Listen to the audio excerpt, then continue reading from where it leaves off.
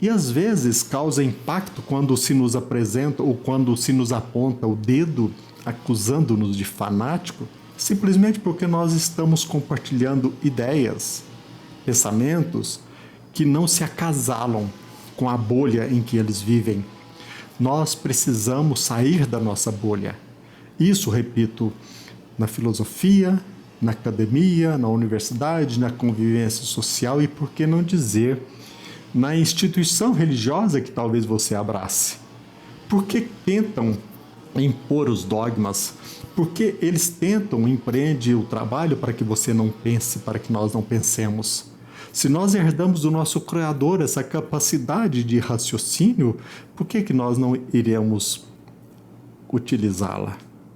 Você tem um juiz que é um verdadeiro autocrata, como Alexandre de Moraes, com todo esse poder, você tem que perguntar de onde vem o poder dele. Porque se ele não tivesse um apoio de um setor econômico e político importante, ele não faria nada disso que ele está fazendo. De onde que vem o poder dele? Ele está contra os bolsonaristas estão contra ele. O PT apoia o que ele está fazendo, mas o poder dele não vem do PT. Então, de onde vem? Se não é o PT, isso não é o bolsonarismo, de onde vem esse poder? Esse poder vem dos grandes capitalistas. Como é que se expressa isso? Muito claramente se expressa na questão da... Tudo bem, pessoal? É um prazer me dirigir a vocês, meus amigos, meus companheiros, meus camaradas. É mais uma oportunidade que desfrutamos para assim compartilhar aquilo que nós entendemos útil. Existem muitas pessoas, eu percebo, que não entendem bem a minha postura de assistir vídeos de pessoas que levantam bandeira totalmente oposta da minha. Eu noto a estranheza de muitos quando eu chego até mesmo a ler livros daqueles que são rotulados como opositores. Nós estamos vivendo hoje um momento, muito embora desfrutemos de muitos recursos técnicos, a internet, infelizmente, mantemos-nos ainda enclausurados em nossa bolha. Nós precisamos, penso eu, nós precisamos despertar para a necessidade de ficarmos atentos a tudo aquilo que se nos apresenta.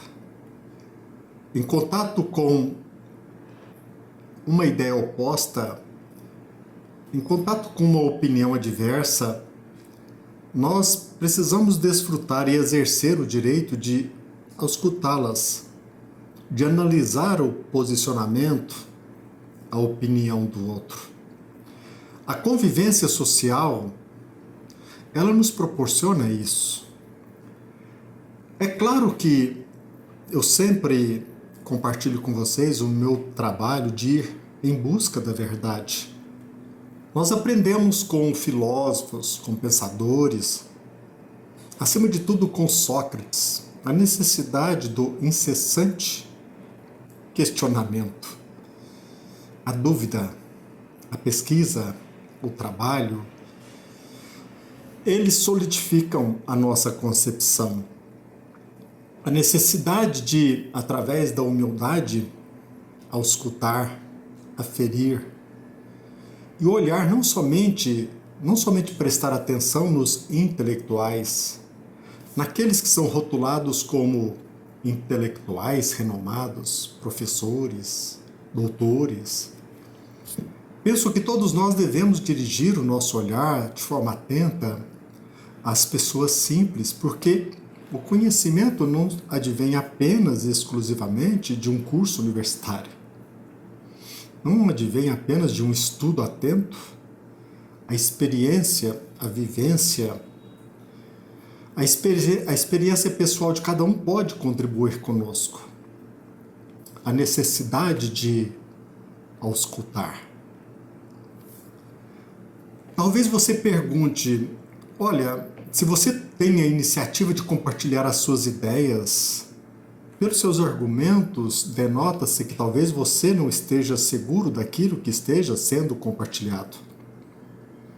Veja bem, muito embora me esforce para criar uma intimidade com a realidade, repito, diante das minhas limitações, é óbvio que é bem provável que em algum momento iremos compartilhar aquilo que não seja real, verídico, não de forma intencional, faz parte.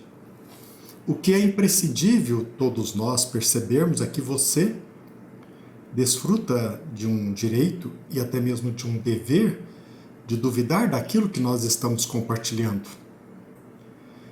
Analisar detidamente e através do seu trabalho também chegar às suas próprias conclusões. Através do conhecimento, da análise, da humildade em ficarmos atentos, pasmem, nós vamos solidificando a nossa convicção. A fé, pela razão. A fé, algo que nós trazemos de forma inata, mas que precisamos desenvolvê-la, e a experiência pessoal, o estudo, a convivência social vai nos apresentando subsídios para que nós possamos transformar a fé naquilo que realmente é uma convicção íntima, muito embora não tenhamos condições de, às vezes, demonstrá-la num laboratório. É uma experiência pessoal. Este olhar atento para tudo aquilo que nos envolve e não nos encarcerarmos em nossa bolha. Eu tenho aprendido muito, confesso, com as palestras, com livros, com apresentações, com podcast, daqueles que pensam, levantam bandeira diferente da minha. Porque nós precisamos olhar com carinho aquele que se dirige a nós, não para que abracemos cegamente aquilo que se nos apresenta, mas meditarmos, termos a coragem de nos perguntar. A filosofia nos aconselha ou nos chama a atenção para que usemos os nossos recursos intelectuais para pensar. Através de muitos filósofos, nós vamos erguendo o nosso prédio intelectual, o nosso arcabouço, e com base nele nós vamos analisando a realidade que nos envolve.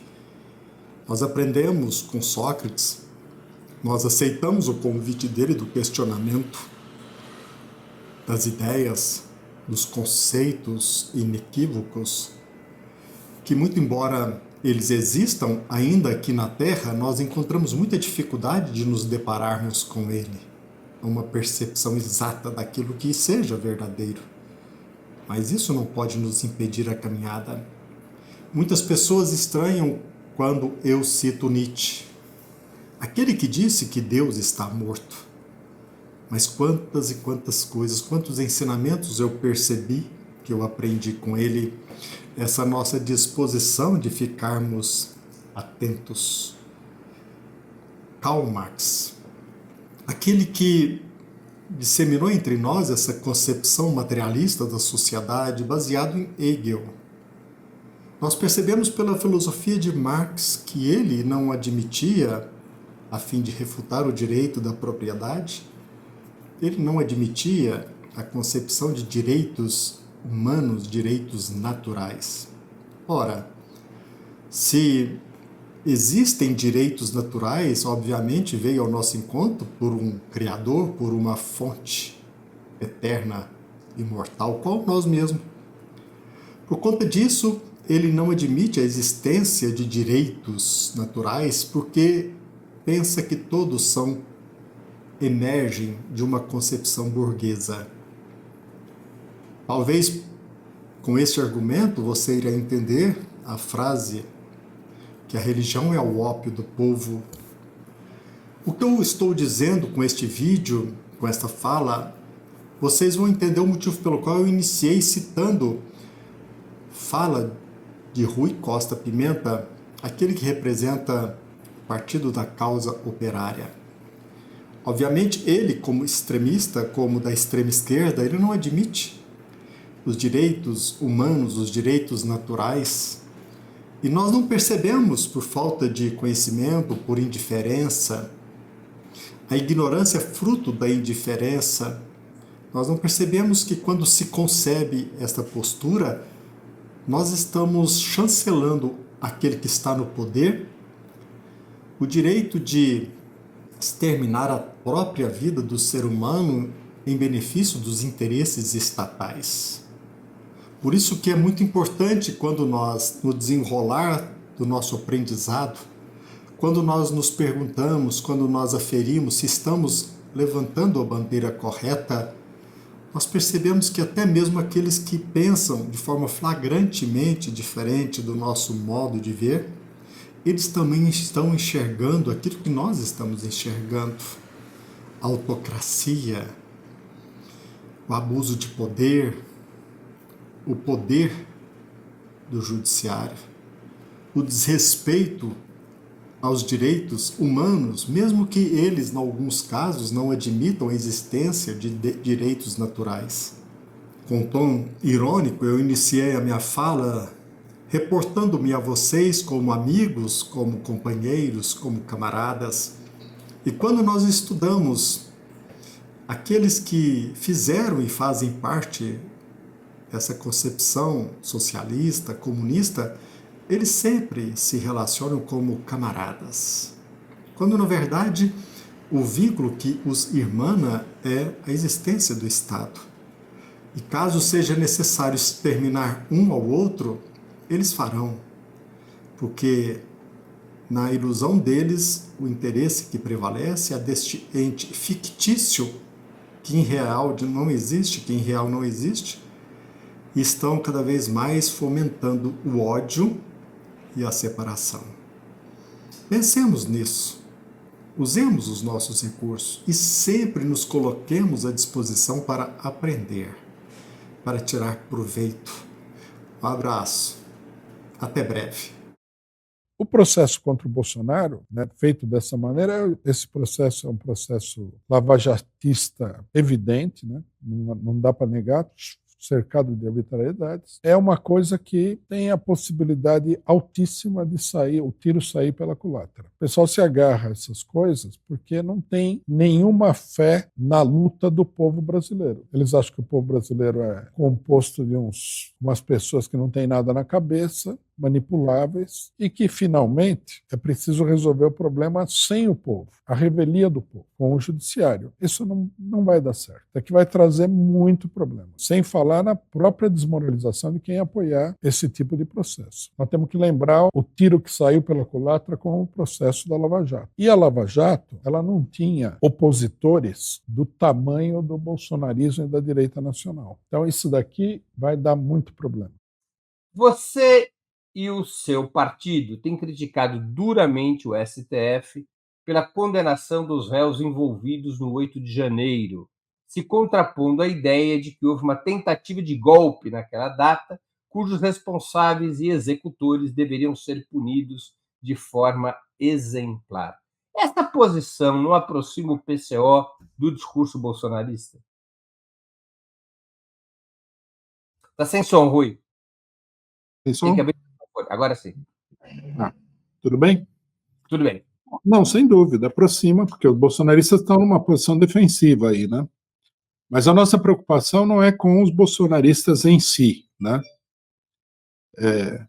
A nossa preocupação é, primeiro, com a situação dos direitos da população. Eu acho que é curioso, porque uma boa parte da esquerda não entende que a violação do direito do seu vizinho é uma violação do seu direito também, porque o direito é uma coisa universal. Para as pessoas do mesmo país, o direito vale para todos. Então, se fulano é atropelado pela polícia ali, você também está sendo atropelado pela polícia. É uma questão elementar de política, todo mundo sabe disso. E o que eu acho que está acontecendo nesse julgamento é uma coisa escandalosa e criminosa, né?